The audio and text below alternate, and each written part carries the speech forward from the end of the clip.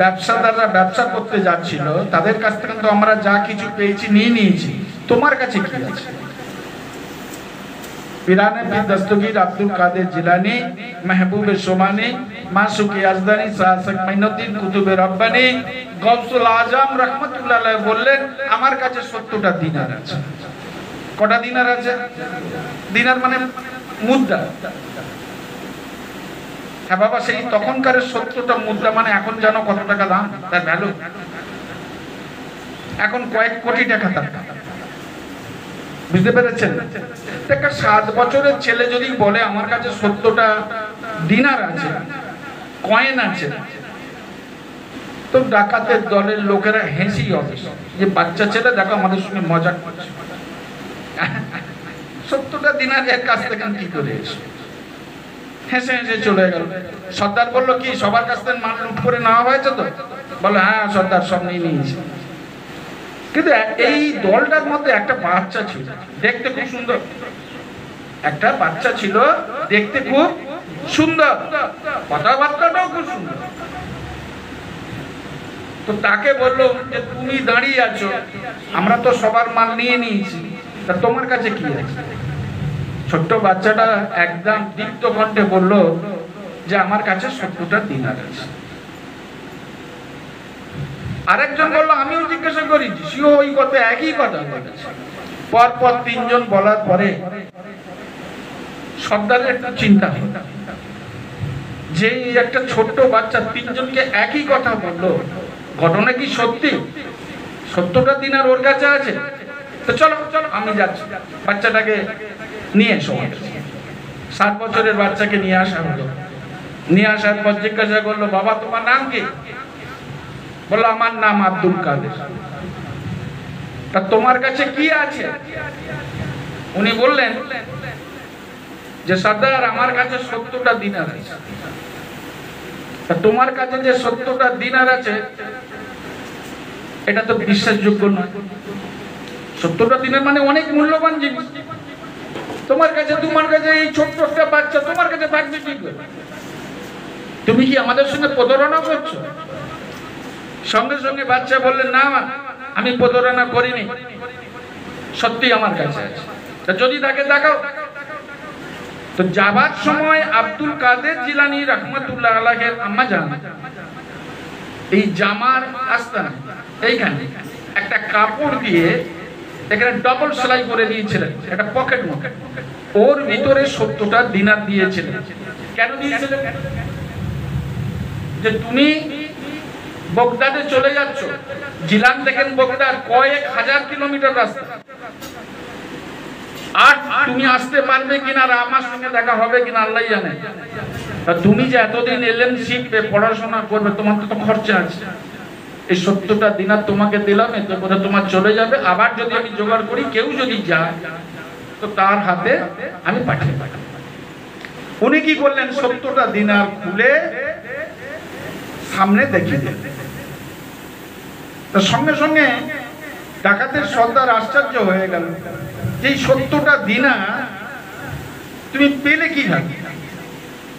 আর তোমার কাছেই বা আছে কেন এতটুকু বাচ্চা?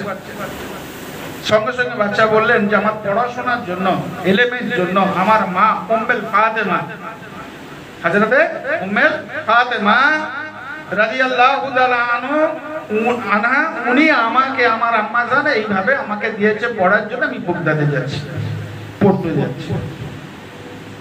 শুনে হবে না গেল।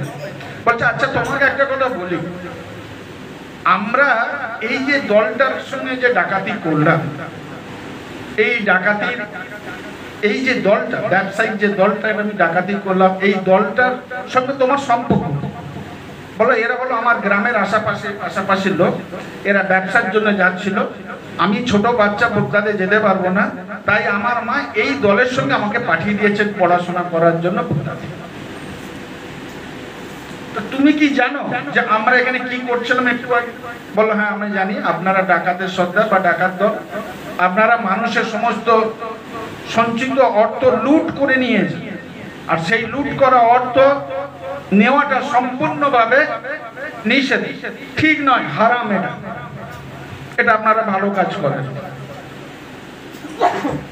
তার সঙ্গে সঙ্গে ওই বাচ্চার কথা শুনে সর্দারের হাতটা কেঁপে উঠল, বুকটা কেঁপে গেল, মুখের দিকে তাকিয়ে বলল, বাবা আমার এতদিন এত বয়স হয়ে গেল, এখনো পর্যন্ত সরে শোনো, পিছনে জায়গা নেই, এতদিন এত বয়স হয়ে গেল, এমন কোন বাচ্চা আমি দেখিনি যে বাচ্চাটা এত সুন্দরভাবে আমার চোখের উপরে চোখ রেখে কথা বলতে পারে।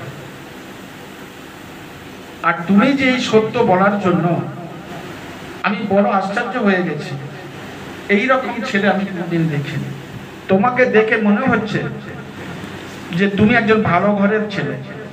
তা তুমি এলেম শিক্ষা করে কি করবে? না, এলেম শিক্ষা করে আল্লাহর দিকে ডাক দেব, মানুষকে হেদায়েতের জন্য ডাক দেব। সঙ্গে সঙ্গে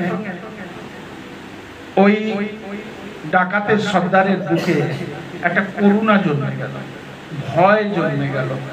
সঙ্গে সঙ্গে কাঁপতে কাঁপতে বলল, তাহলে আমাদের অবস্থা কি হবে? বললো, আপনারা যা কাজ করছেন এই কাজ অতি জঘন্য, এতে কোনোদিন আপনাদের মাফ হবে না। যদি আমার আল্লাহ মহান, আমার আল্লাহ মহান, আমার আল্লাহ গফুরুর রহিম, আমার আল্লাহ রউফুর রহিম, আমার আল্লাহ রহমানুর রহিম, আমার আল্লাহ পাকের দরবারে যদি একবার তওবা পড়ে হাত দুটো আপনারা তুলে দেন, আস্তাগফিরুল্লাহ রাব্বি মিন কুল্লি যামবি ওয়া আতুবু ইলাইহি লা হাওলা ওয়ালা কুওয়াতা ইল্লা বিল্লাহিল আলিয়্যিল আযীম, যদি আপনারা অনুশোচনার আগুনে দগ্ধ হন, আমার আল্লাহ আপনাদের মাফ করে দেবেন। বলবেন না সুবহানাল্লাহ? তার সঙ্গে সঙ্গে কি হলো, সমস্ত ডাকাতের সর্দার নিজে তওবা করলেন, ঘটনা অনেক বড়, সকল তার সঙ্গী সাথী তারাও তওবা করলেন, করে আব্দুল কাদেরকে বললেন, আব্দুল কাদের, দুনিয়ায় বহু মানুষ দেখেছি, তোমার মতন এই ছোট্ট 7 বছরের বাচ্চা, এমন মানুষ আমি দেখিনি। তুমি আমাদের ভুলকে ভাঙিয়ে দিয়েছো, আজ থেকে আমরা এই কাজ করা তওবা করলাম।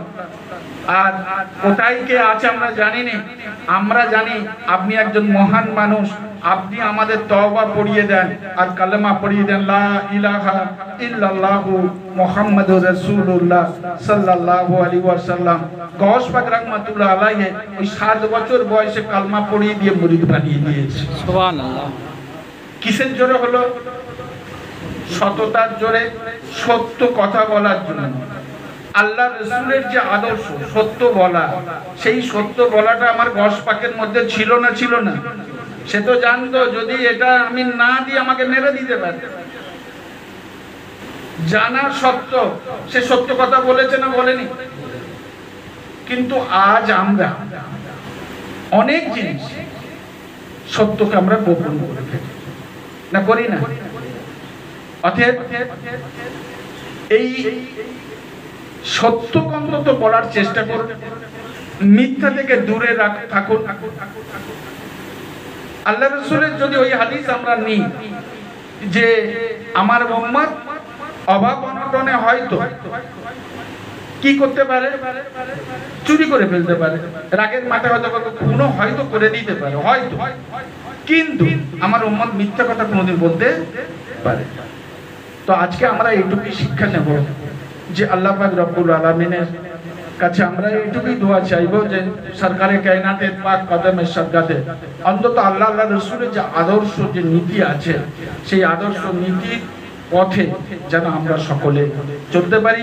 আল্লাহ পাক রব্বুল আলামিন আমাদের সকলকে যেন সত্য পথে আল্লাহ রাসূলের দেখানো মত পথে চলার যেন আমাদের তৌফিক দেন। আমার তৌফিক দান।